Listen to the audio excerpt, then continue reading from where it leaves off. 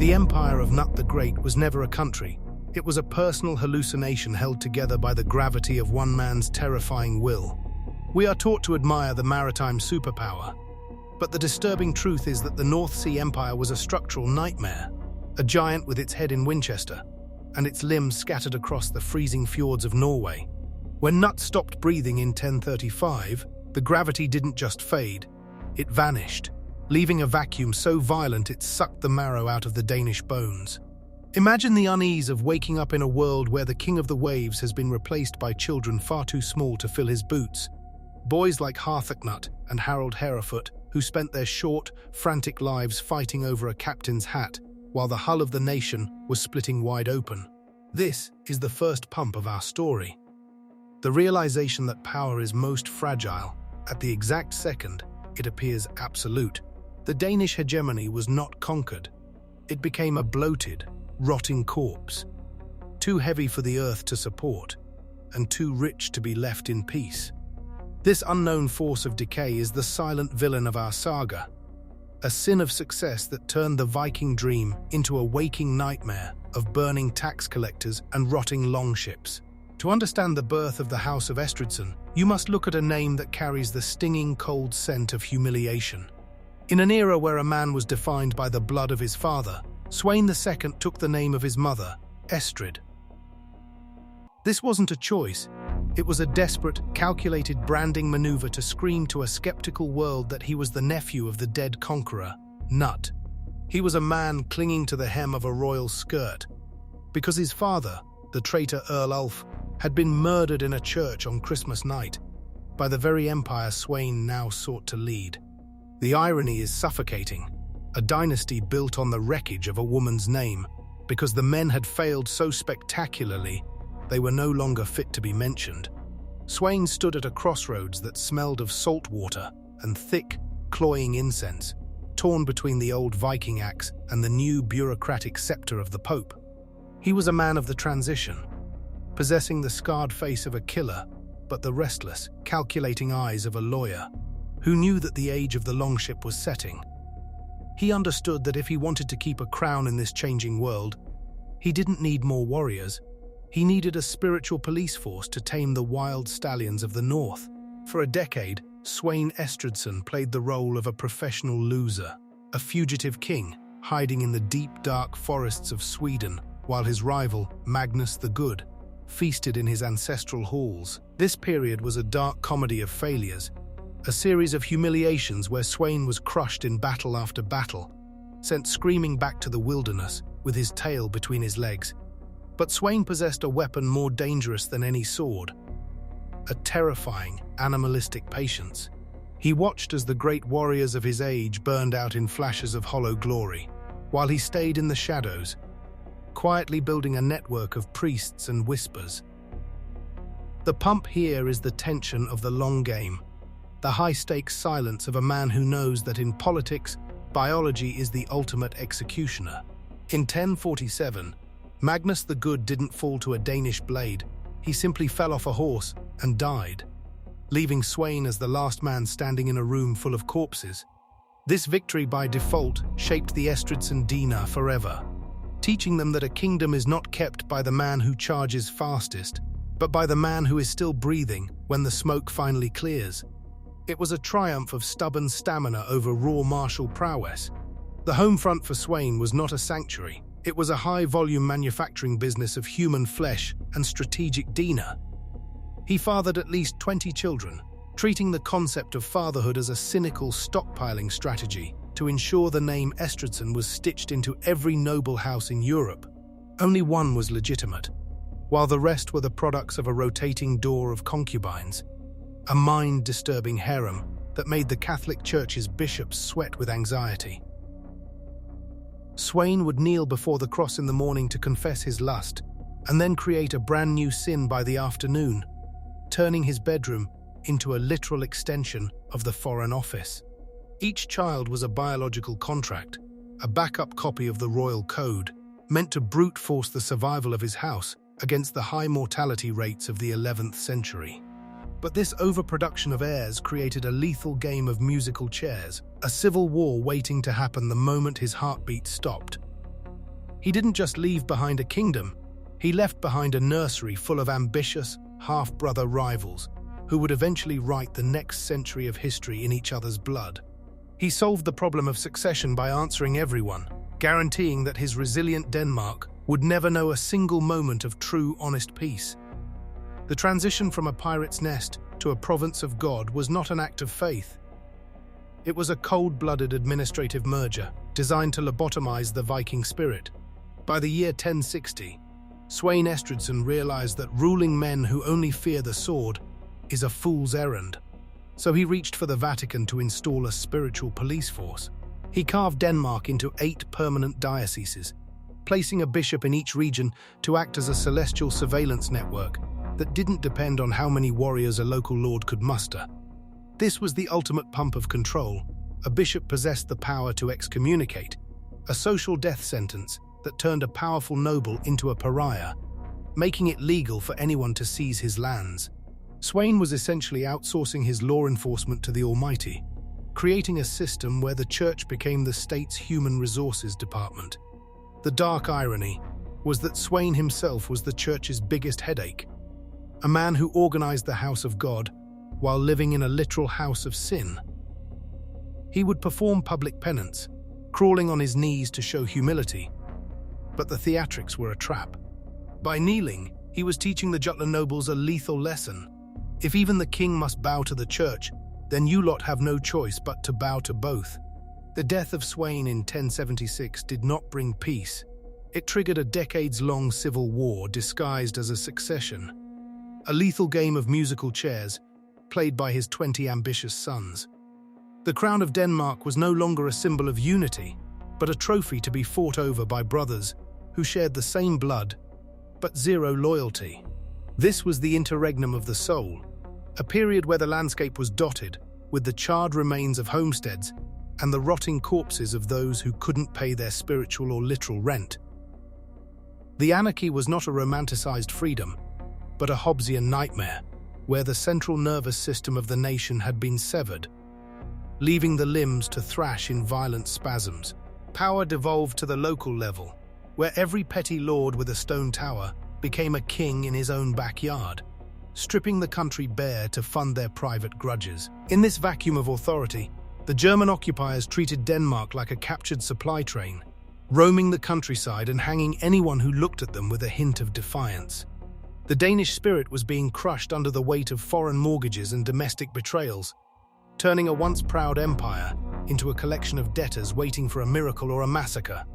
This was the price of Sweyn's biological overproduction. From the wreckage of this broken nation emerged a partnership that would rewrite the Danish soul, Valdemar the Great, and his foster brother, the warrior prelate Absalon. Their alliance was a symbiotic fusion of secular ambition and religious zeal, a power couple of the Middle Ages who understood that a king can conquer lands, but only a bishop can conquer minds.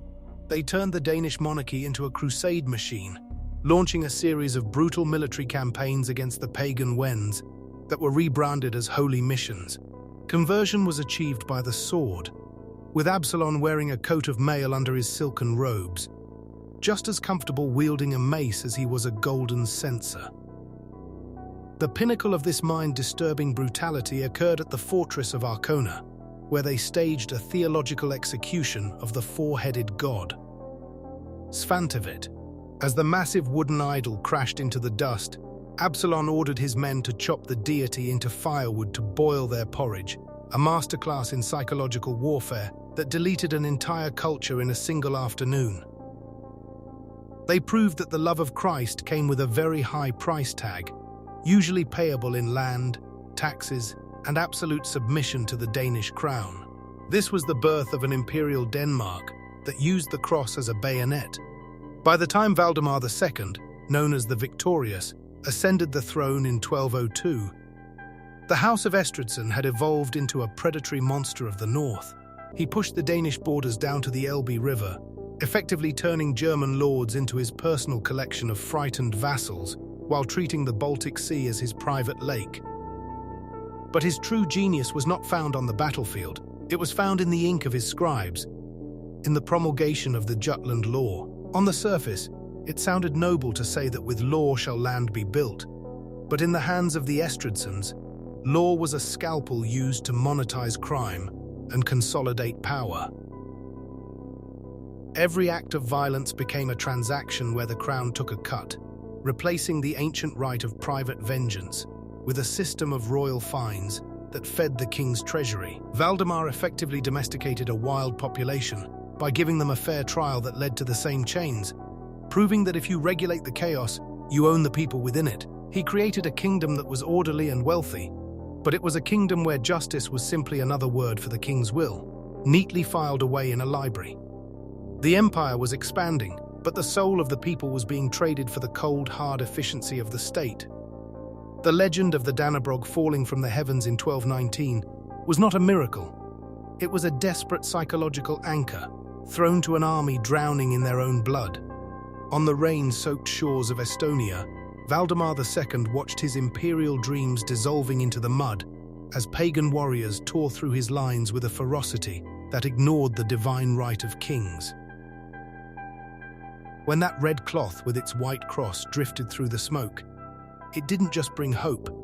It brought a feverish, cold-blooded fanaticism that turned a military defeat into a sacred massacre. The soldiers didn't fight harder because they were saved. They fought harder because they believed they were now the chosen executioners of an angry god. This was the pump of divine branding, a masterstroke that tethered the Danish identity to a piece of fabric falling from a storm cloud, ensuring that every future conquest would be bathed in the light of a manufactured miracle. But the cost of this holy high was a debt that would eventually come due with interest that no kingdom could afford to pay. By the time the victorious echoes faded, the House of Estridson had built a palace of cards on a foundation of fanaticism, and the winds of economic reality were already beginning to howl through the corridors of power, whispering of a coming bankruptcy. By the year 1332, the music stopped, and the Danish crown was revealed to be a hollow trinket held by a king who had effectively sold his soul to German creditors. Christopher II didn't just fail. He presided over the literal erasure of his nation, watching as the map of Denmark was carved up into a patchwork of mortgage deeds held by the cold, calculating hands of Count Gerhard III. This was the interregnum, a terrifying 8-year silence where the cry of "Long live the king" was replaced by the scratching of an accountant's quill. Power was no longer about bloodlines. It was about the ledger, a dark satirical reality where the state was a distressed property and the people were mere collateral for foreign loans. The legal system, once the pride of the Valdemars, collapsed into a Hobbesian nightmare, where the central nervous system was severed and the limbs of the nation thrashed in a violent, purposeless agony. Without a king to act as the supreme judge, every petty lord with a stone tower became a local tyrant, stripping the peasantry of their last grains of wheat to pay for protection that never came. The nation was not being conquered by an army. It was being foreclosed upon by a bank, a mind-disturbing transition from sovereign empire to a collection of bankrupt provinces. The darkness of the interregnum birthed a new kind of pump, the noble outlaw, men who retreated into the deep forests of Jutland to wage a guerrilla war of absolute desperation. These weren't the chivalrous knights of legend. They were dirty, silent killers who realized that if you can't pay the debt, you must kill the banker. In April 1340, a squire named Niels Ebbesen decided to perform the ultimate liquidation of assets, riding into Randers with fewer than 50 men to confront the master of Denmark, the bald-headed Count Gerhard III. He didn't come to negotiate interest rates or beg for an extension on the mortgage. He kicked down the bedroom door and proceeded to decapitate the primary creditor of his nation, in a brutal, wet thud of historical justice. It was a stroke of political genius disguised as a slaughter, proving the cynical truth that if you owe the bank everything and you kill the banker, the debt dies with him.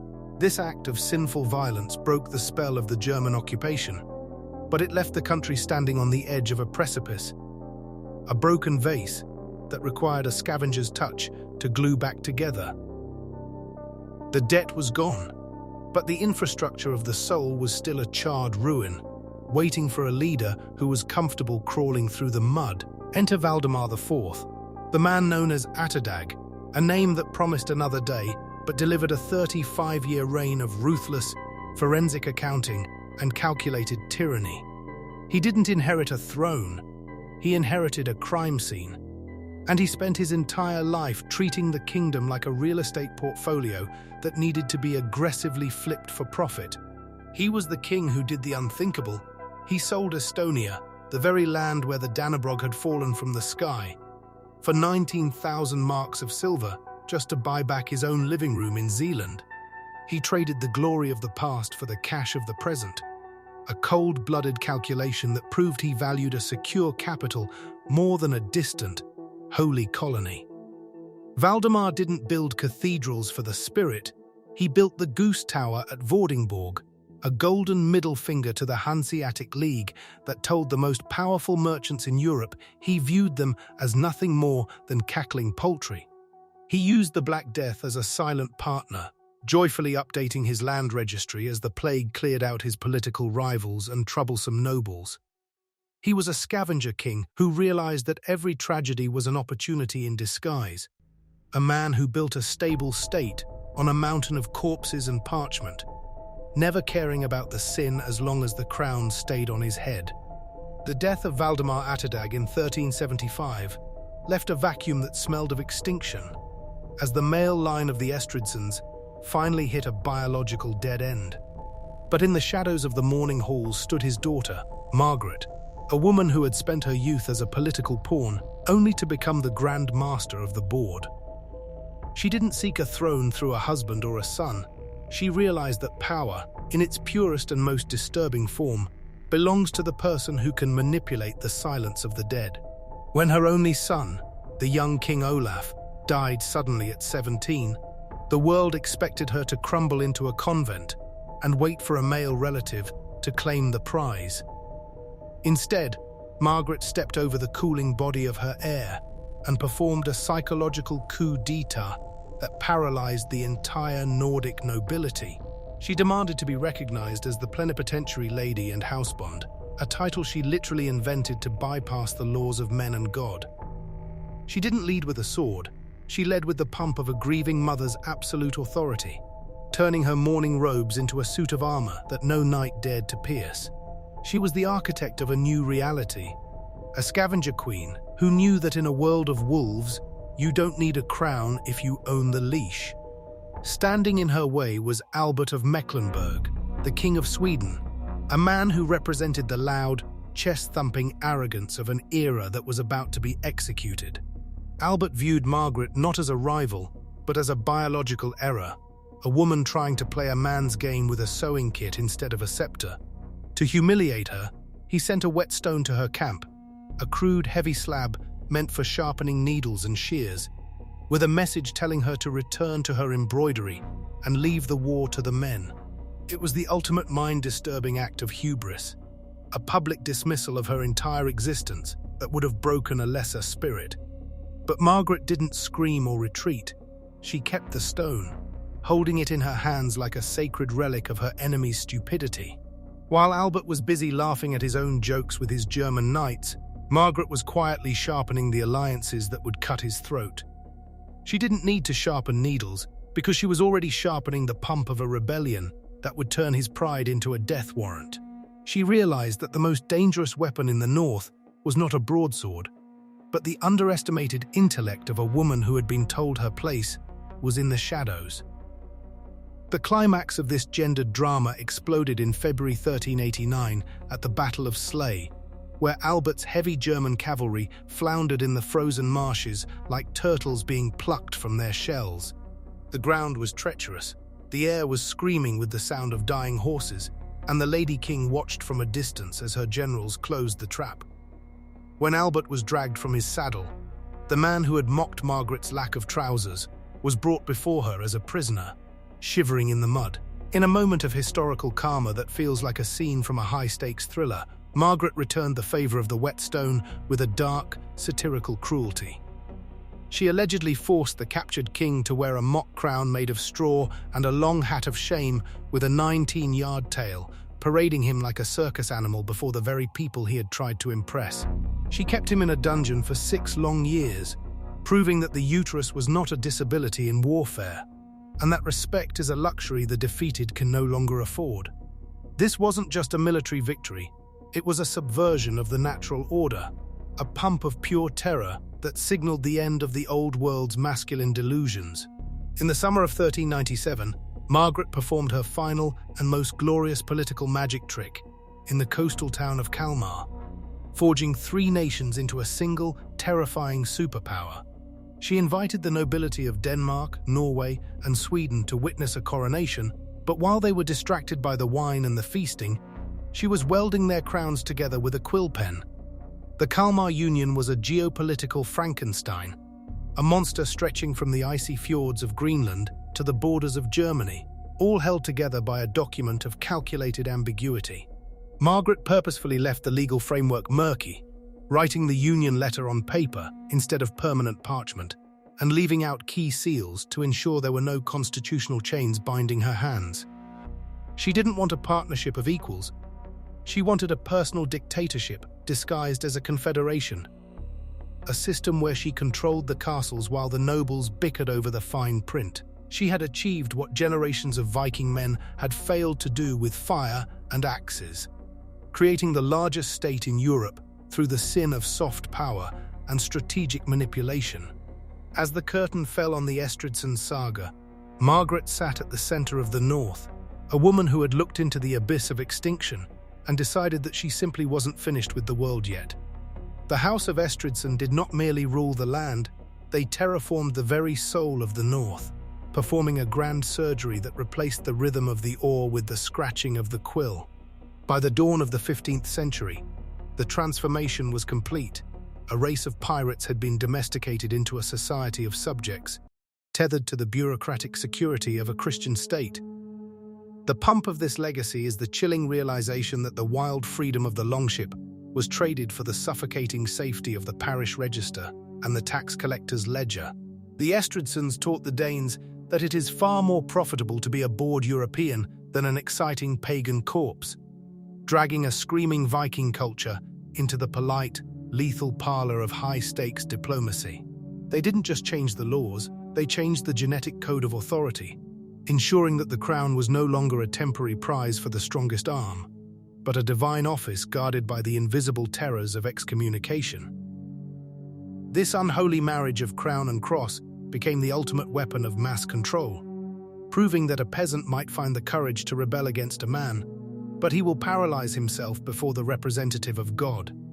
The cross wasn't a symbol of peace, it was the ultimate insurance policy for a dynasty that intended to rule forever. The final act of this saga is a masterclass in the sin of calculated ambiguity, as the Kalmar Union stood as a titan of the north that made the German empires blink in fear. Margaret's empire was a vision of a unified Scandinavia, a superpower built on the foundations of broken promises and strategic silence, proving that the pen is indeed mightier than the sword when the person holding it knows how to write in fine print. But the tragedy of the Estridsons is the paradox of their perfection. They built a machine so complex and so personalized that it required a genius to prevent it from exploding. When Margaret died in 1412 on a drafty boat in Flensburg Fjord, the glue that held the Frankenstein monster together began to dissolve, leaving the 3 kingdoms in the hands of men who knew how to wear the crown but not how to bear the crushing weight of its history. Her heir, Eric of Pomerania, was a decorative vase in a room full of hammers, a man of spectacular incompetence who forgot that a union is not a gift, but a hostage situation that must be managed daily. The mind-disturbing reality of the 15th century was the slow-motion car crash of a golden age. As the seams of the union burst under the pressure of petty nationalist egos, the Estridsen name eventually vanished from the map, but their Dina and their predatory political machinery did not die. They simply molted like a snake shedding a skin that had become too tight. In the land of the blind, the one-eyed man is king, and the Estridsons were the one-eyed giants of the medieval north, seeing a future of coins and parchment while their rivals were still blinded by the dust of blood feuds. They were the architects of the transition, the scavengers who turned bankruptcy into an empire, and a woman's name into a badge of continental power. Their bloodline was absorbed into the House of Oldenburg, a German dynasty that stepped into the vacuum and picked up the polished diamond Margaret had left in the mud. This is the ultimate pump of the historical cycle. The players change their costumes, the names on the land registry are updated, but the ambition remains immortal and hungry. The House of Estridson proved that in the game of nations, survival is the only morality that matters, and a legacy is not measured by the monuments you leave behind, but by the chains you successfully hide under the velvet of the law. The curtain falls on the Lady King, but the machine she built is still humming in the dark. As we stare into the wreckage of this dynasty, we are forced to confront the most mind-disturbing question of all. Was the peace they brought worth the price of the fire they extinguished? The Estridsons turned a landscape of warriors into a kingdom of taxpayers, trading the chaotic glory of the Viking Age for the orderly tyranny of the modern state. They used narratives of divine banners and holy miracles to mask the cold, hard reality of land grabs and asset liquidations, proving that the best way to lead a people is to tell them a story they want to believe. The realization that the world we live in today was built on the sins of these medieval scavengers. The interregnum, the Black Death, and the Battle of the Whetstone were not just events, they were the labor pains of a nation being born in the shadow of a woman who refused to be a pawn. The House of Oldenburg is waiting in the wings, ready to take this unified monster and drive it into even darker territories of bad decisions and grander ambitions. The story doesn't end with a funeral. It resets with a new bank account and a fresh set of knives. Because in the House of Estridson, tomorrow is always another day to sharpen the stone. The transition from the Estridson era to the House of Oldenburg was not a peaceful passing of the torch. It was the birth of a new, more erratic beast, fed by the sins of a dying nobility. When Christian I rode into Copenhagen in 1448, he didn't just inherit a crown, he inherited a continental headache that would stretch the Danish resources until they screamed. The pump of this new era was the sheer mind-disturbing audacity of a king who believed he could own the horizon without having the silver to pay for the horse. Christian I was a man of grand appetites and empty pockets, a royal gambler who treated the Kalmar Union like a high-stakes poker game, where the stakes were entire provinces. He managed to get himself elected as the Count of Holstein and Duke of Schleswig, finally uniting the lands that had haunted his predecessors for centuries. But this victory was a trap of his own making, a financial black hole that forced him to pawn the royal jewels and even the Shetland and Orkney Islands to the Scottish crown, just to keep his head above water. This was the sin of overextension, a terrifying realization that the more you own, the more you belong to your creditors, turning the King of the North into a glorified debt collector for his own ambition. The House of Oldenburg introduced a darker, more volatile energy to the Nordic theatre, a cycle of bad decisions and grand delusions that made the Estridsons' cold logic look like a child's game. Imagine the unease of a kingdom where the monarch is more interested in the aesthetics of power than the stability of the state, a place where the royal court became a theatre of the sublime and the ridiculous. Christian I's reign was a masterclass in the art of the mind-disturbing pivot, as he swung between holy crusader and desperate borrower, forever chasing a glory that remained just out of reach. He established the Order of the Elephant, a symbol of strength and memory, yet he was a man who seemed determined to forget the economic ruins he was building. The pump here is the tension between the glittering facade of the court and the hollowed-out reality of the treasury, a high-stakes masquerade where everyone is dancing on the edge of a cliff. The nobility watched with a mixture of greed and terror, realizing that a king who owes everything is a king who can be manipulated, turning the once mighty Danish monarchy into a playground for opportunistic lords and German financiers who saw Scandinavia as a buffet of untapped resources. By the time we reached the reign of King John, the internal rot of the Union had become a permanent, festering wound that no amount of royal decree could heal. John was a man who possessed his father's ambition, but none of Margaret's subtle touch. A ruler who believed that loyalty could be manufactured through fear and expensive German mercenaries. He attempted to crush the rebellious Swedes with a brutality that ignored the delicate soft power that had kept the Union breathing, leading to the catastrophic defeat at the Battle of Hemmingstedt in 1500. This was the pattern interrupt that shattered the illusion of Oldenburg invincibility.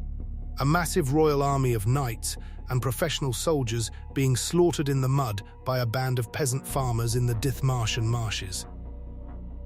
The image of the invincible Dannebrog flag being captured by mud-stained peasants was a psychological blow that sent shockwaves through the European courts, proving that even a God-given miracle has an expiration date. This wasn't just a military loss. It was a mind-disturbing revelation that the social order was a lie, and that the people you tax into the dirt are the same ones who will eventually bury you in it. The Union was screaming, and the sharks were finally closing in. The climax of this era's sinful trajectory was the rise of Christian II, a man whose name would become synonymous with the Stockholm bloodbath and the ultimate betrayal of the Nordic Brotherhood. He was a king who dreamed of a centralized modern empire but lacked the soul to lead it. A man who viewed the Swedish nobility as a redundant obstacle to be deleted rather than managed. In 1520, after successfully conquering Stockholm, he hosted a 3-day reconciliation feast that was actually a carefully staged execution trap, a mind-disturbing subversion of the sacred laws of hospitality. After the wine had flowed and the doors were locked, he accused his guests of heresy and proceeded to behead nearly 100 noblemen and bishops in the city square, the blood staining the snow of Stockholm for generations. This was the ultimate high-stakes gamble that failed, a pump of pure terror that didn't solidify his power, but instead ignited a fire of Swedish nationalism that would burn the Kalmar Union to the ground. Christian II didn't just lose a kingdom, he lost the very concept of the North as a single family, leaving behind a legacy of hatred that turned the Baltic into a graveyard of broken dreams and severed bloodlines. The Stockholm bloodbath was not just a massacre, it was the psychological suicide of the Kalmar Union, a mind-disturbing act of betrayal that turned the Baltic into a theatre of eternal resentment. Christian II believed that by decapitating the Swedish elite, he was pruning a garden, but he was actually sowing teeth that would grow into an army of vengeance. From the crimson slush of that square emerged Gustav Vasa, a man whose family had been hollowed out by Christian's blade, and whose heart had become a cold, calculating machine for revolution. This is the pump of our story, the transition from a unified empire to a fractured landscape of two rival titans, Denmark and Sweden, locked in a death embrace that would last for centuries. Vasa didn't just fight for a throne, he fought to delete the Danish influence from the Swedish soul, turning a desperate guerrilla war into a national rebirth. He was a master of the pattern interrupt, using the rage of the peasantry to shatter the Oldenburg grip, and proving that a single survivor with a grudge is more dangerous than a king with 1,000 mercenaries. The Union was dead, and the era of the Blood Brothers had begun, a high-stakes divorce where the settlement was paid in iron and fire. The Reformation arrived in the North not as a gentle spiritual awakening, but as a violent, state-sponsored asset seizure that turned the church into a hollowed-out puppet of the crown. By 1536, Christian III realized that the sin of the Catholic Church's wealth was a treasure chest waiting to be cracked open to pay for his mounting war debts. He performed a mind-disturbing surgical strike on the clergy, arresting every bishop in Denmark in a single morning, and declaring that the king was now the sole intermediary between the people and God. This was the ultimate pump of absolute power. The monarch didn't just own the land and the law, he now owned the very path to salvation. The stone cathedrals, once the proud bastions of independent papal authority, were stripped of their gold and their dignity, transformed into administrative offices for a Lutheran bureaucracy that measured piety through tax compliance. This wasn't about theology, it was about the liquidation of a rival power structure, a cynical maneuver that turned the pulpit into a megaphone for royal propaganda. The people were told they were being freed from Rome, but they were actually being tethered more tightly to a king who now held the keys to both their earthly homes and their eternal souls. As the 16th century ground on, the rivalry between Denmark and Sweden evolved into a mind-disturbing arms race of architectural and naval ego. personified by the obsession with the 7 Years' War of the North. Frederick II of Denmark and Erik Siv of Sweden were cousins by blood, but monsters by choice. Two men who viewed the Baltic as a private chessboard where human lives were mere pawns to be sacrificed for a square inch of territory. The pump here is the sheer high-stakes insanity of the naval battles, where massive wooden fortresses like the Mars, the largest ship in the world, were built just to be turned into floating pyres. When the Mars exploded in 1564, taking 800 men and the pride of Sweden to the bottom of the sea, it wasn't just a military loss, it was a pattern interrupt for the entire age of chivalry. The war didn't end with a clear winner. It ended with both nations leaning against each other in total exhaustion, their treasuries empty and their fields salted with the blood of their own youth. It was a dark, satirical reality where two kings bickered over the right to include 3 crowns in their coat of arms, while their subjects died of plague and starvation in the mud of the borderlands. The entry of Christian IV onto the stage marked the apex of the Oldenburg's mind, disturbing delusions of grandeur. A man who wanted to be the architect of a new northern renaissance, while the foundations of his power were rotting. He was the Scavenger King's polar opposite, a builder of glittering palaces like Rosenborg and Frederiksborg, who believed that stone and gold could mask the shifting tides of European power. Christian IV was a man of immense appetites, fathering dozens of children and consuming oceans of wine, all while dragging Denmark into the sin of the 30 Years' War, with a confidence that bordered on the psychotic. He saw himself as the champion of Protestantism, but he was actually a gambler playing with a deck he didn't realize was stacked against him. The pump of his reign is the slow-motion tragedy of a man who built a world of beauty only to watch it be dismantled by the cold, hard efficiency of the rising Swedish Empire.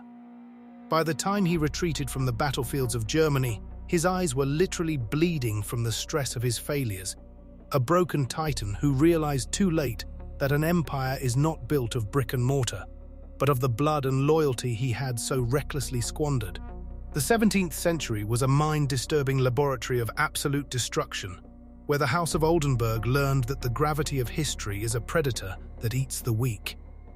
Christian IV, the builder of golden spires, was forced to watch as his empire was systematically dismantled by the rising Swedish storm, a geopolitical pattern interrupt that felt like the earth itself was swallowing Denmark. In 1644, during the Battle of Kolberga Heide, a Swedish cannonball shattered a piece of the king's own ship, sending shards of metal into his flesh and blinding his right eye.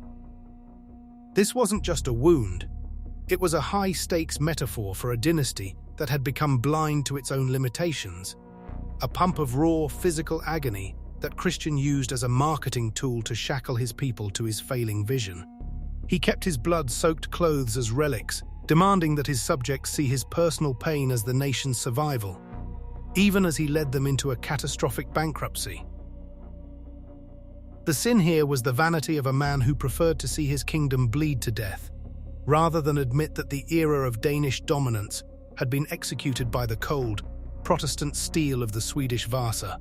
The year 1658 brought the ultimate mind-disturbing humiliation, a moment where the very weather conspired to finish what the Swedish armies had started. In a freak atmospheric event known as the March Across the Belts, the sea between the Danish islands froze solid, turning the natural moat of the kingdom into a highway for the enemy. King Charles VI Gustav of Sweden didn't wait for ships. He marched his entire army across the ice, the terrifying sound of thousands of boots and cannons cracking the frozen deep echoing like the footsteps of God. This was a pump of pure existential terror, as the Danes realized that the barriers of nature had betrayed them, leaving Copenhagen exposed like a nerve. The resulting Treaty of Roskilde was a liquidation of the Danish soul, forcing the Oldenburgs to hand over a third of their territory, including the ancestral lands of Skne, Halland, and Bleking. Denmark was no longer a regional titan. It was an amputated torso of a state, bleeding out on the doorstep of a new Swedish superpower. The arrogance of the past century had finally hit the high-stakes wall of reality, leaving behind a population that was broken, bitter, and looking for someone to blame for the freezing silence of their defeat. In the wake of this absolute collapse, Frederick III performed the most mind-disturbing political maneuver in the history of the North: the introduction of absolute monarchy. He didn't use a coup or a massacre. He used the pump of the people's rage against the nobility to trick the nation into giving him total control. In 1660, he locked the gates of Copenhagen, trapping the bickering lords inside, and forcing them to sign a document that declared the king was no longer bound by laws, but was the source of law itself. This was the Lex Regia, the sin of total submission, a legal document so extreme that it made the Danish king the most absolute ruler in all of Europe, even more powerful than the Sun King of France. He replaced the old, messy feudal system with a cold, robotic bureaucracy that viewed every citizen as a unit of production and every soul as a property of the crown. The transition was a masterclass in the pattern interrupt, turning a shattered nation into a centralized machine of war and tax collection. The people cheered for their own chains because they hated the nobility more than they loved their freedom. A dark satirical twist that proved a population in pain will always choose a tyrant over a vacuum. The 18th century became a mind-disturbing masquerade of enlightenment and insanity, personified by the tragic, high-stakes comedy of King Christian VII and his court physician, Struensee. Christian VII was a pump of pure instability, a monarch whose mind was a fractured landscape of hallucinations and erratic violence, leaving the governance of the state to anyone who could whisper in his ear. Into this void stepped Johann Friedrich Struensee, a German doctor who used his intimacy with the Queen and the King's mental illness to seize absolute power for himself. For 13 months, Denmark became a laboratory for radical reforms, as Struensee issued thousands of decrees that abolished torture, censorship, and noble privileges with the stroke of a pen. It was a mind-disturbing preview of the future, a pattern interrupt that felt like a dream until the reality of the conservative backlash turned it into a nightmare. In 1772, the sin of the doctor's ambition was punished in the city square, where he was publicly broken on the wheel and decapitated while the mob cheered for the return of the old familiar darkness. The Oldenburgs had survived a radical coup, only to retreat into a state of high-stakes stagnation, proving that in the House of Denmark, progress is often just a brief interruption between two different types of absolute control. The 19th century arrived like a mind-disturbing executioner, dragging the House of Oldenburg into the freezing waters of the Napoleonic Wars to pay for the sin of trying to stay neutral in a world that demanded blood. In 1807, the British Navy performed a pattern interrupt that shattered the Danish soul, launching a preemptive strike on Copenhagen that rained fire upon a civilian population to steal a fleet they couldn't allow Napoleon to touch. Imagine the high-stakes horror of a city burning for 3 nights, the ancient spires collapsing into the streets, while the royal family watched their naval identity being towed away by the very allies they thought they could trust. This was the pump of absolute humiliation, a maritime power without a single ship, a kingdom that had survived for centuries only to be reduced to a charred ruin by the cold maritime logic of the British Empire. The unease of this period was existential, a realization that the Oldenburgs were no longer the predators of the North, but the prey of a new global order that didn't care about their ancient lineage or their absolute decrees. Denmark was being stripped of its armor, left naked and shivering on the doorstep of a century that would take everything they had left. The year 1814 marked the liquidation of the union that Margaret I had spent her life building, as the Treaty of Kiel forced the Danish crown to surrender Norway to the Swedish wolves. This was the mind-disturbing divorce of the North, a severance of 400 years of shared history that left the Danish state a tiny, amputated fragment of its former self.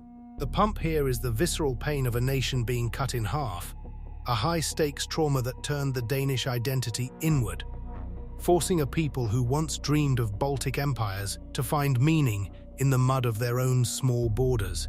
The sin was the failure of a monarchy that had played the wrong hand in a game of giants, leaving the population to pick up the pieces of a broken geography. But in this interregnum of the spirit, A new and disturbing strength began to grow. A nationalism that didn't rely on kings, but on the shared language and soil of a people who had nothing left to lose.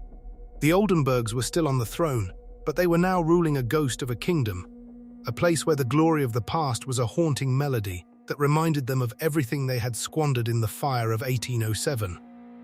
By the mid-19th century, the high-stakes pressure of European revolution finally reached the gates of the palace, forcing King Frederick VII to perform a pattern interrupt that would end the age of absolute control forever. In 1849, faced with the mind-disturbing possibility of a guillotine in the city square, the last absolute monarch of the House of Oldenburg signed the constitution, effectively firing himself as a dictator to become a decorative symbol of the state.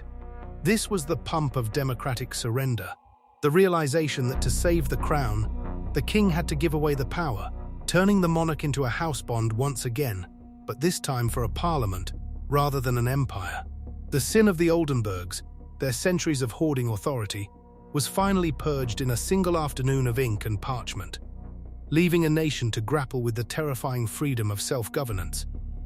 But the peace was a lie, a brief intermission before the mind-disturbing tragedy of 1864, when the Prussian war machine arrived to tear away the duchies of Schleswig and Holstein, reducing Denmark to its most vulnerable, microscopic state.